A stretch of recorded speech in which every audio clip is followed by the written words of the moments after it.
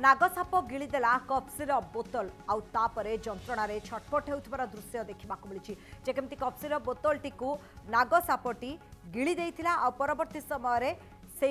बोतलटी जो रही कप्सिर बोतलटी से ताहा पाटी पाखरे अटक जाइथिला किछि एई भली भाबरे आ दीर्घ समय धरी ए सापटी छटपट होइथिला जंत्रण स्थानीय लोक मैंने जितेबाला घटना को देखिले से माने स्नेक हेल्पलाइन को खबर देले आ परे ताकू जेमती ता मुहर बोतलटी काढ़िबारे मध्य सफल होइछंती जहाँ स्नेक हेल्पलाइन साधारण संपादक शुभेन्दु मल्लिक भुवनेश्वर ज्ञाननगर निकटर थिबा पाहाचरे गड़ीबा परे जो बिंदुसागर बेढ़ारे ही यही घटना देखा मिली जे केमती सकाळु ही जहाँ देखा मिलता जे नागसापटी मुहरे यही कप्सिर बोतलटी पशि जाइए जहाँ सूचना रही सापटी जहाँ भोकरे थिला एवं जो खाद्य अनुसंधान सी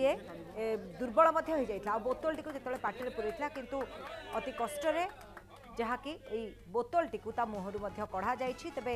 आसतु शुणी कौन कहते स्नेक हेल्पलाइन सदस्य रही शुभेन्दु मल्लिक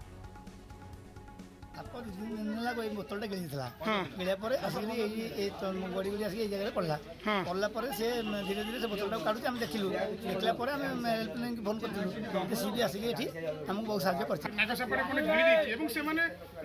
सठिक अनुमान भी गोटे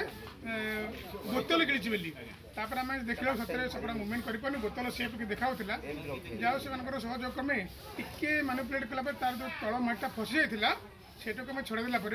निज निजे बांति करदेला तो आम छाड़ू तार निज परिश्रम निजे बांति करूँ से संपूर्ण सुस्थ अच्छी हाँ किसी दिन खाई से 15 दिन देखुं तार आगुरी भी हूँ खाई गिड़ी थे आम कहीपर तेणु सी न खाई पी दुर्बल हो छाड़ा आराम से 5-7 दिन से आराम से सुस्थ हो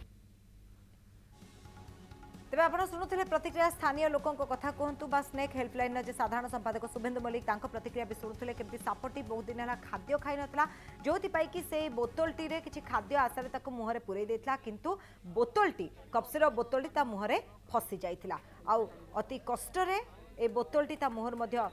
बाहरी थिला जेमती बाहरुथवार दृश्य आपण देखुछंती तेबे खाद्य अन्वेषण रे सापटी एभली जहाँ छटपट होउथवार देखिबा मिलिथिला जेतेबेले मुहर रे तार बोतलटी पसी जाइथिला।